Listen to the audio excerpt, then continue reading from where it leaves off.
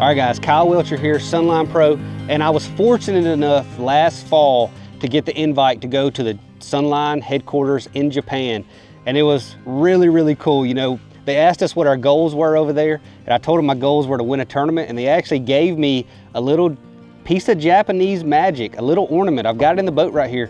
It's called a victory fish, and they told me that it will help me win a tournament. So I've had it in the boat ever since, and then we got our first Elite Series win here on the Pasca tank. So pretty cool. But the thing that was the coolest about going over there to Sunline and meeting all the people was it just gave me that much more confidence in the product and how everything's made, and kind of the pride that they have and the effort that they put into making the best product that they could possibly make.